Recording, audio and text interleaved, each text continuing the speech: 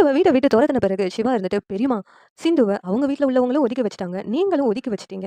அப்படி ஒதுக்கி வைக்கிற அளவுக்கு அவ ரொம்ப மோசமானவள்லாம் கிடையாது பெரியம்மா. அவ ரொம்ப நல்லவ. அவ பண்ண ஒரே தப்பு என்ன ஏமாத்தி கல்யாணம் பண்ணது தான். மத்தபடி அவ எந்த தப்பும் பண்ணல பெரியம்மா.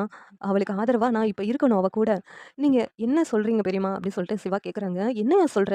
அப்பனா அவள நீ மனைவியா ஏத்துக்கிறேன்னு சொல்றியா? அவ எல்லார் முன்னாடியும் உன்ன எவ்வளவு அசிங்கப்படுத்தியிருக்கா?" அப்படின்னு அன்னபூர்ணி கேட்டுட்டு இருக்காங்க. "அவள தான் வீட்ட விட்டு தொரத்தியாச்சுல. அவள தல முழுகிட்டு நீ ஸ்நேகாவ கல்யாணம் பண்ணிக்கோ" அப்படின்னு சொல்லிட்டு மகா சொல்றாங்க. "அம்மா நான் உங்ககிட்ட பேசல. நான் பெரியம்மா கிட்ட பேசிக்கிட்டு இருக்கேன்" அப்படின்னு சொல்லிட்டு சிவா சொல்லிக்கிட்டு இருக்காங்க.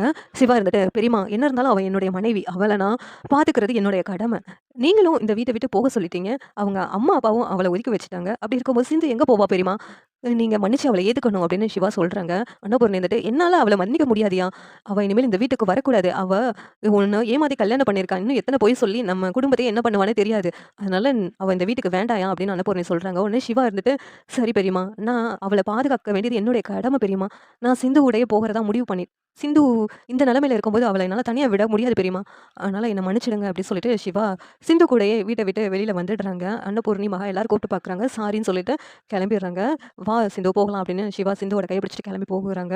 உடனே சிந்து இருந்துட்டு, டாக்டரே உனக்கு நான் அவ்வளோ பெரிய துரோகம் பண்ணியும் என்ன மன்னிச்சு ஏத்துக்கிட்டல்ல. உன்ன மாதிரி குணம் யாருக்கு வரும் டாக்டரே?"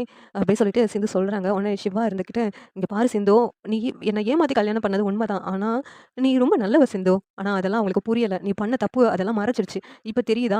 இப்படி பொய் சொல்லியிருக்க கூடாதுன்னு சொல்லிட்டு" அப்படின்னு சொல்லிட்டு சிவா கேட்குறாங்க. உடனே சிந்து இருந்துட்டு, "நீ அன்னபூர்ணியோட அத்தையோட பேச்ச கேட்காம எனக்காக நீ இப்படியெல்லாம் வருவேன்னு நான் கொஞ்சம் கூட எதிர்பார்க்கல.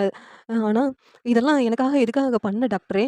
அப்படின்னு சொல்லிட்டு சிந்து கேட்குறாங்க. உடனே சிவா இருந்துட்டு, "நீ என் பொண்டாட்டில, அதனால தான் உனக்காக இதெல்லாம் நான் பண்றேன்" அப்படின்னு சிவா சொன்னதும், சிந்து ரொம்ப சந்தோஷப்படுறாங்க. "இசையியல் எப்படி நான் நல்லாருக்கும்னு நீங்க நினைக்கிறீங்கன்னு கமெண்ட் பண்ணுங்க. இந்த வீடியோ பிடிச்சிருந்தா லைக் பண்ணுங்க, ஷேர் பண்ணுங்க, சப்ஸ்கிரைப் பண்ணுங்க. Thank you.